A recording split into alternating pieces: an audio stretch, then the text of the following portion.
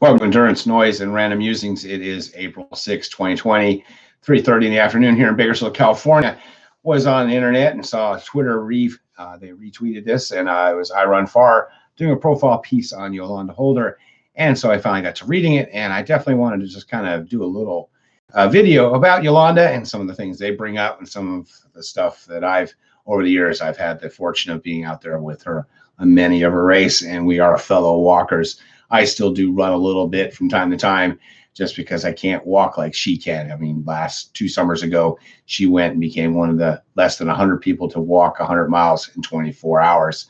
So the article by I Run Far was it's actually the We Run Far profile, and it says, Yolanda is the master of the mighty technique that most trail runners and ultra runners need for the longest races, power walking. Power walking is a fast walking technique that is applied by marathoners, marathon walkers, and other racers during organized events. And her first race was 1998 Portland Marathon, which she power walked. And yes, we talk about this often, the gesture in our videos, that learning how to walk and walking well right from the start is key to success in ultra races, especially. And it's amazing how people just kind of look down upon the whole thing. And, I ended up, one of the ways I met Yolanda was in races, and we'll get to it later on in this article, but she was setting records for most marathons in a year. And so what she was doing is most marathons are on Sundays. And so she would do trail races on Saturdays. And there's a lot of trail 50Ks in Southern California. So when I hit the scene, came back and started doing 50Ks and stuff, I was doing the trail races because Bakersfield's only 2 hours from Los Angeles, and Yolanda lives in the Southern California area. So we would often be racing with each other because I was back there running and she was walking. And so she'd do a race on Saturday, a 50K, and then do a marathon the following one. So it says in 1988 was her first marathon. She was 40 years old, and she was immediately hooked. She loved exploring new places, the crowd's energy, the movement, and planning her outfit. She says she wore a tennis skirt, designer glasses, and had got her hair done. And she was paying $55 for the race, so why be miserable? Why not have fun? Look good while you're doing it, says Holder. It wasn't long before she became a fixture in the sport, gaining her nickname as the Walking Diva. And yes, she always looks stylish, and along with just looking great, she just has amazing walking form and always just looks so beautiful out there. And it's always enjoyable to see what outfit she's going to wear for every race, and especially when we do multi-day races. And she'll come out after taking a break and some new outfit. I remember when she did the 3,100 mile race, she brought a whole bunch of shirts, different outfits for that race. So she's been doing, she's crushing all these walking events, and I've done some of these myself where it's not a pure race walking race, because back when I was in my 20s, I tried race walking. I trained all summer for 3 or 4 months doing the technique, and this is way back in the 80s where there was no YouTube, there wasn't anything but books. And so I would try to figure out how to do the walk. I'd have people videotape me, not even videotape me, shoot film of me. And I thought, I'm doing pretty good. And this is back when I was a sub 3-hour marathoner. So I finally signed up for a 15K, went down to Los Angeles in the Southern California area, which is a hotbed for race walking, and probably where Yolanda's done some races. And I was at 15K, and they've got the judges who are looking for you for creeping with bent knees or lifting where your feet off the ground. And so the gun goes off, everyone goes flying in front of me, and I go by one judge, I get a card, creeping. And so within the first mile, I was disqualified. I think you get, at least when I was at the race, you get 3 cards and then you're done. And I just could not do the form. I just can't get my knee bent fully under me. Maybe I spent a lot of time, as Yolanda has, I might be able to do it. So what happened was, she did all these marathons. She ended up doing the technique of race walking, and she can now call herself a race walker because she has competed in some of the big events and actually finished without getting disqualified. And another reason she's really interested in race walking is because they have United States Track and Field has a Hall of Fame which acknowledges race walkers, and she'd like to do that. So at 62 years old, Holder has so far power walked close to 544 marathons. She's even set a Guinness World Record for the most marathons complete in a calendar year by a woman twice. Holder bested her own record with 120 marathons in 2012. And I believe I met her in 2011 when she was setting the record, and then she just went out and did it again. I guess the current record is 129 by Angela Torres. The accomplishment has solidified her as the first American woman and African American to complete more than 100 marathons in a calendar year, and the first woman in the world to do it twice. But she decided to make the second round harder. She sprinkled in 35 50K races and 300 milers, including the Javelina 100, each of which counted towards her record total that since then far exceeded the marathon distance. And yes, I remember her first 100 miler was the same time as my first 100, which was that 2011 season. I had come back to the sport with ultras, and I've been doing marathons and training, and I really wanted to run a 100-mile race. But back then, Western States had a 50-mile. You had to do 50 miles in under 11 hours. And I'm a big guy. I was a big guy then, and I mainly walked. And so I told myself, if I can't do 50 miles in 11 hours, I'm not even going to bother to do 100, because if I can't qualify like Western States, I'm definitely not going to do it. And so I was in great shape during the summer, and then I just saw an article in a magazine. Yes, kids, magazines, and they used to put ads, little ad in the magazine for a walk in California, which turned out to start where the Jester and Yolanda live. And it was in Corona to Santa Monica Pier. And so you start in Corona, and it was cool. They had started at City Hall. We had the police escorting us out, and you walk through downtown Corona. You get on the bike path for about 30 miles, head all the way down to Orange County. You end up in Huntington Beach, and you walk Huntington Beach and all the way up the coast and finish at Santa Monica Pier. And so that was my first 100. I ended up doing 28 hours, I think, or something. And Yolanda finished, but that was her first 100, and she really had to push it to make the 30-hour cutoff. Then, amazingly, I couldn't believe it. Like a few weeks later, she was at Javelina. I was crewing and pacing a young man, my friend Garrett, and she was walking. And of course, when you're walking, it takes forever to catch people. But then when you catch them, you motor by. And we had 5-6 miles to go. And Garrett was going to make the cutoff, but he was hurting pretty bad. And we were taking breaks and sitting. And then all of a sudden, here comes Yolanda, and she just blows past us. And I think she put like an hour on us in the last 5 miles because she just was motoring along. And since then, she's definitely done some hundreds. And then, of course, she's moved into the multi-day races. And it says here in the article, it says, that's when I gained more respect as a walker, when I started doing more 100 milers. You're in the mountains, you can't always run anyway. The average runner has to walk sometimes. I would never win a marathon as a walker, but I can as an ultra marathoner. Now elite ultra marathoners ask me, how do you power walk like that? Because runners can't run for 6 straight days. And that's definitely true. The whole 6-day thing was a pedestrian race. In the beginning, people walked. The race was really a purely walking heel-to-toe event. And then someone had to ruin it and start running in it. But, they did it indoors, Madison Square Garden, thousands of dollars of money on the line. And they were on a 200-meter or 220-yard track, 8 laps of the mile. But the place would be full of people cheering and drinking and gambling and just having all kinds of fun. And so that's how pedestrianism got started. But then people started running. And so it's very cool that Yolanda's done so well in these things. Been with Yolanda. When she's in races, she's amazing. She just motors along. I'm always amazed. She's never got headphones on, listening to music or podcast or anything. And she doesn't generally walk with too many people. And the issue, and I kind of have this problem too, but I'm not as good a walker. But she's such a fast walker that people have to run with her. But she doesn't walk fast enough that it's not a natural pace for her. And so for them. And so when they're running too fast, faster than she can walk. And when they're walking, they can't keep up with her. I mean, I can't keep up with her. I can jog along and keep her company for a little bit, but she's always her mind is just amazing. She just has just a laser focus and just gets it done.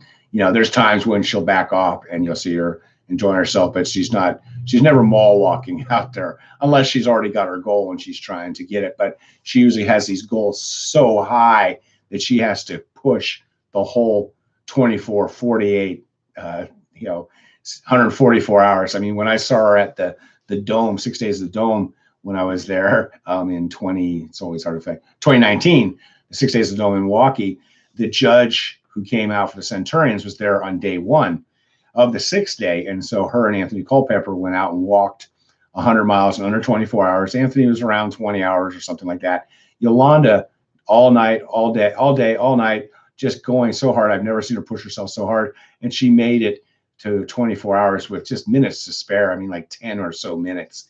And just a phenomenal performance. I myself just quit after that, the day 1. After I saw them, I was having a terrible time and I went home. But I saw her after that, and I thought, oh, she's can't possibly keep going. And then she took a big break, and she went out and cranked another 313 miles or something and set a record. So just phenomenal. They talk about her upbringing. She didn't grow up running. She was raised in San Jose, California, which is South Shore of San Francisco Bay. She had 10 siblings, and after her parents' divorce, money was tight for a single mom. She made the gymnastics team, but didn't have the financial support to participate. Though she performed the historic Imani Dance Ensemble, the only African dance group in the Bay Area at the time, and Dance Modern as well.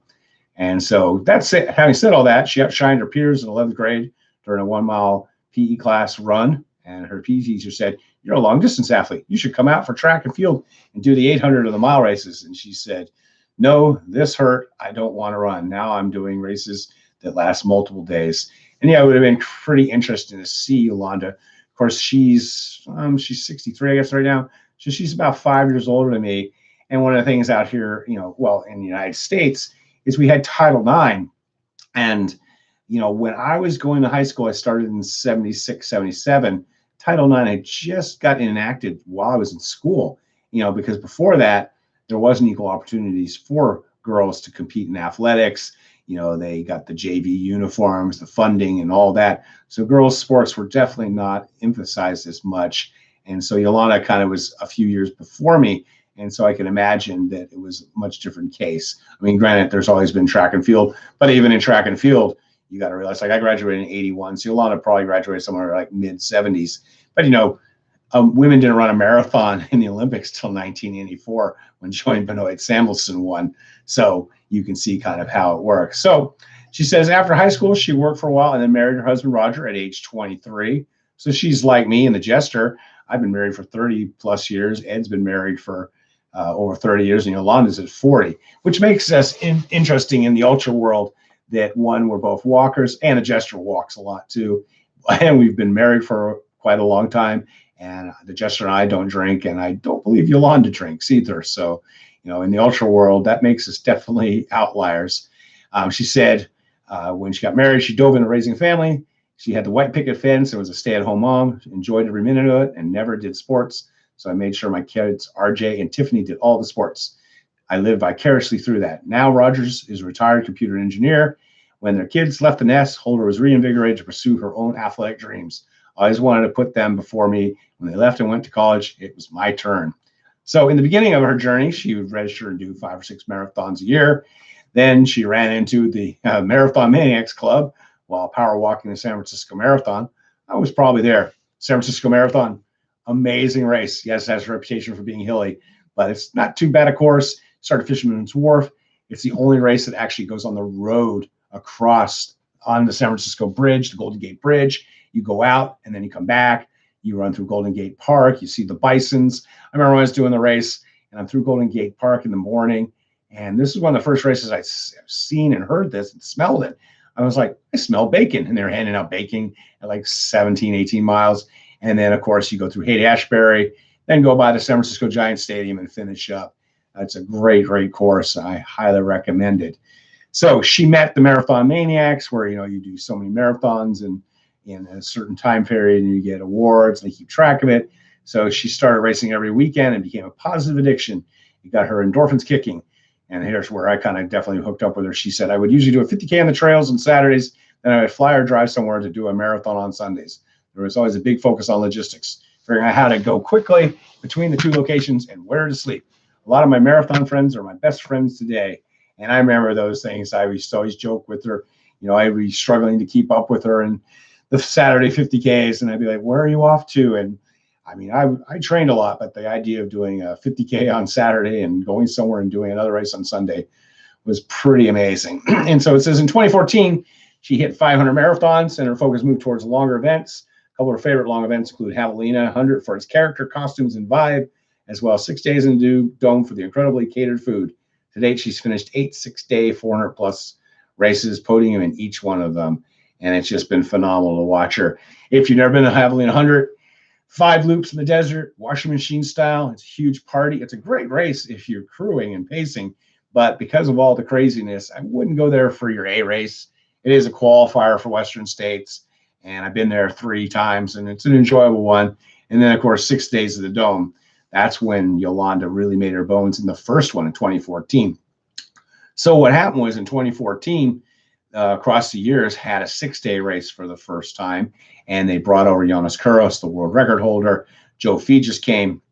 Epic battle, which you can listen to on my YouTube. I've talked about my 6 days with Giannis, amazing performance. And Yolanda didn't do that 6-day, but at that 6-day, Joe got the bug. He wanted to go for the American record of 570 by Stu Middleton.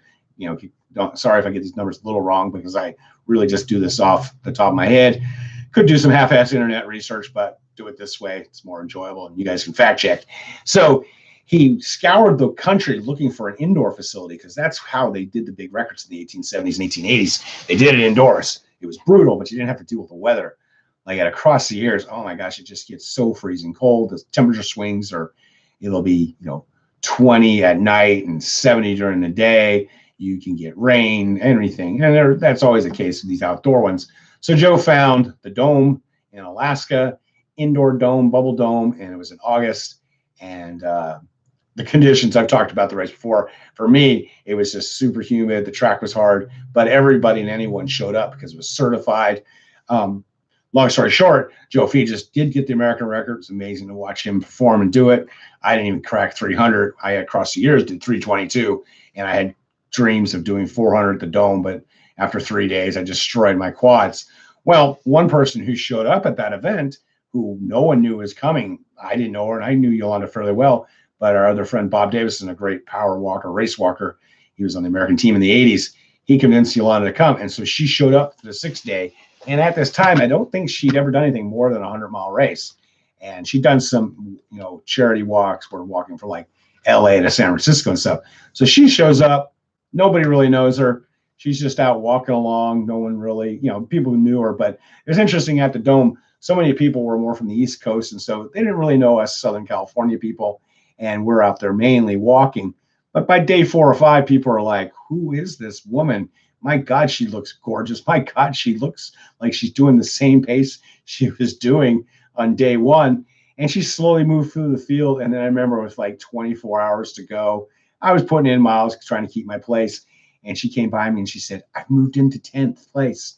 And she was so excited. And then I kind of helped her and crewed her for the remainder of the race. And I remember, with like 8 or 9 hours to go, she still had like a marathon to go. But I got to say to her, Yolanda, you just have a marathon to go. She flashed those big smile, and she got that 400 miles and stayed and kept her place in the race too. And it was just a phenomenal, phenomenal performance. And since then, she kind of goes to 6-day races and just keeps up in the ante, like 400, 401, 402, set the walking record. In fact, I always call her like the Sergei Bubka of walking, in that Sergei Bubka was the great pole vaulter in the 80s from the Soviet Union, and he was the first man over 20 feet. But he would break the record by whatever the smallest amount was so he could get a check from Nike. And Yolanda's kind of that way. When she got to 400, she could have easily continued on and got a couple more miles, but she's happy with that goal. And then she sets another goal. One of probably the most amazing performances when I went to across the years a couple of years later, and I needed 312 to get my 1,000-mile lifetime jacket. It was the 4th year I was there. I did 3 6 days, and one time I did a 48-hour. So I needed 312, thought I could do it, and I was having a pretty good race, but that year it rained quite a bit. Thankfully, me and the Jester were often doing lots of miles together in the night, and then it would rain, but it would rain when we would take a break. Yolanda wanted to hit over 410 miles, and so she was out there walking in the rain, got super muddy. And as a walker, it's so much about technique and form. And somehow she powered through it and got that record where, there was a lot of times during that race where I was laying inside the tent watching her go by thinking, this woman, she's just phenomenal at that. And it said here, let's see. Yeah, so she got that to 6 days. And then, of course, the most challenging event, and then just put her into a whole new level of just amazingness, basically, is in 2017, she did the Self-Transcendence 3,100-mile race. Race is annually held in Queens, a borough of New York City. Competitors complete an average of 2 marathons per day, 6 a.m. to midnight, every day until they finish. The course circles a half-mile city block, so racers need to do more than 100 laps per day. takes place in the heat of the summer. And I went there 2019. I went and did 100K on the streets of New York City. And so I booked time so that I could go there, and I hung out there for the day. And that loop, it's all concrete. It is literally running, walking around a school, and it's otherworldly. And I just can't imagine doing that. And when I talk to people, they say that that's like the performance of all time in terms of, especially for a walker. And she's the only walker. She said, you need an inner spirit to dig so deep. One night I saw myself in front of me in a pink shirt. I had to keep shaking my head, and finally she went, I was hallucinating. So I said to myself, take me home. Come on, girl. Despite doing the same exact lap, Holder says it was entertaining to observe New York City culture, ultimate melting pot of people and sports. The course went around a high school, and on one side was a park with playground for kids. There was baseball field, cricket games, and a hand court. And yeah, when I was there was baseball games going on, and just life in general. And you just go round and round and round. The year she did it, there was only 10 participants. 3 were women. She stayed in a basement apartment, 5-minute drive from the start. The race attendants would pick her up at 5:40 each morning and drive her home at midnight. It became increasingly difficult to step into the car or take a shower. Most nights she rolled around in discomfort or tears. The sleep deprivation forced her to hone her power napping skills too. During the day, she would nap for 15-20 minutes and feel refreshed. She completed the race in 51 days, 17 hours, and 13 seconds. And I believe, you're on the course for 18 hours a day, and I believe she finished with less than an hour left before the cutoff. And that, of course, is a pedestrian walking race. And so what they do is, it's an invite race. They take care of you really well. They have the group that puts it on has apartments. So yeah, you do stay at the places. But the problem is, if you're out there all day, you get done at midnight, you got to go back. You got to, you've got 6 hours off, and then you're back at it again. And what it's amazing too is Yolanda went there and wasn't crewed, really didn't have any help. Most races when she goes, she doesn't have anybody supporting her, kind of like myself. And so often when I'm at the races, I often help her out as much as I can, Yolanda and the gesture. And a lot of times she comes up to me because I always got my phone on, and we do calculations on pace or look at the results and figure out where she's at. And that's what's amazing when she went to that 3,100-mile race, and she's able to pull it off just with the race organizer's help, which is a lot of help, but it's still amazing performance. The following year, she went back, and I just can't imagine going back the year after you do that, because it's a 50 miles, 60 miles a day for 50 days, 2 months. And I remember when she came back, she showed up at a couple local races, and you could definitely tell the wear and tear. And she went back, and she had some horrible foot injuries, and thankfully she stopped. And that's when she really kind of upped the ante in this whole race walking stuff. And she says the same year, Holder's interest involved in the more refined advanced techniques of race walking. For her, learning race walking hasn't been straightforward or easy. She completed the marathon distance, then tried a 5K and was disqualified. It took 3 attempts at the track and field championships, 50K championships, for her not to get disqualified due to form. 50K is a hard distance to keep that form the whole way. She powered through 2020, earning 6th place and becoming the first African-American woman to finish the 50K race. Now that I know how to race walk, I use race walk techniques and power walking for regular races and I use some of the arm movements to give me more speed, so I combine them depending on the event. In actual race walking events, you have judges every 200 yards and need that form. At the USA Track and Field 50K Walking Championships, it's a 1-mile loop, and 8 judges are on the course, and the 9th one is on a bike. And I've been kind of going down the rabbit hole of YouTube and watching race walking, and it definitely, the guys the best in the world are getting disqualified in the Olympics because they just bend that knee or something goes wrong. And I got to turn this fan on for just a second. It's kind of warm here in Bakersfield. It's probably in the 80s already. I got to go out and do an afternoon workout. So she says her next racing goals include establishing an American record and a world record for the women's 60 to 64 age group in the 50K walking. She also wants to set an American record and break the world record for race walking at the 6 hours in France, which is an event where they actually have judges in the race, which most races don't. You do get to have like a bent knee, so it's kind of the B standard. That was the same thing in the Centurion. You don't have to do the perfect form, but you can't be running. And I have no doubt she will do well. Of course, the big problem is, as COVID happened. And so I'm not sure if she's going to go into this Paris race as written here, but I know she's going to be at 6 Days in the Dome, which is coming up in the summer. And watch out. I'm sure she's going to be setting some big marks, and she's always battling to win the whole thing. And it says here that Claudie Bazar of France currently holds the women's 6-day race walking record at 3:87. The race was canceled for 2021 due to COVID. And so she's hoping to, she'll just keep scrolling down. She's going to try and break the record in April of 2022. So she's going to be doing the Dome, and says she trains year round, but when COVID hit in 2020, the races were canceled. Her body went into shock. A lot of our bodies went into shock. Yolanda, she said, my body was like, what are you doing? Recovery? What's that? Gave me the chance to recover. I was still usually walking every day at a 15, 16 pace for 10 or 11 miles, but I have been so used to consistently doing races. She says her secret to longevity is move your body for 45 minutes a day, daily.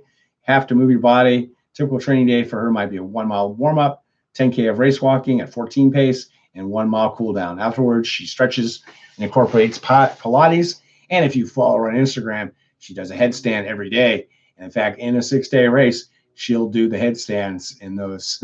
My gosh, I couldn't do a headstand at all. Some days she does speed drills, race walking as fast as she can, around 8:42 per mile pace for 1 minute, followed by a recovery period.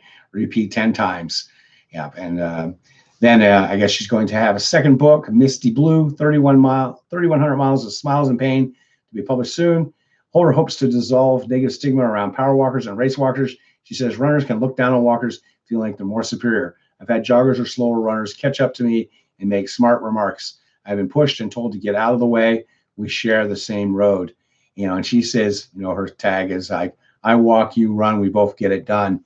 And I can attest to that whole walking thing. When we were both coming up in 2011, 2012, we kind of got a lot of flack for it. And, it just was weird because we were like, you guys all you don't run the whole races. And we often catch people in the end. And it was kind of confusing when people would be talking so much smack, because especially if you want to grow running, the sport of running, you need to include walkers. There's a lot of people who would want to walk and become good walkers, and it's just a lot safer sport.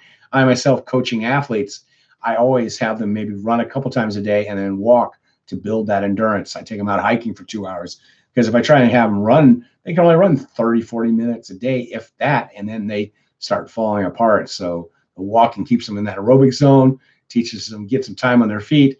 And so I'm totally with Yolanda in getting people to value the walking and also realize they are competitors. And I can tell you, anybody in a 6-day race knows how awesome she is. And they, wish they could walk even barely like she can. And says, Holder's excited to help set the bar for the next generation athletes. Ladies in their 40s are completely badass, setting an example for those athletes as they get older. By the time they hit their 60s, they're going to break Yolanda's records. And, like I said, Yolanda's in her 60s. I'm sure she's going to probably be going till her 70s and 80s. And I hope to be out there with her, watching her walk, because it's just nothing like watching the walking diva out on the course doing what she does best.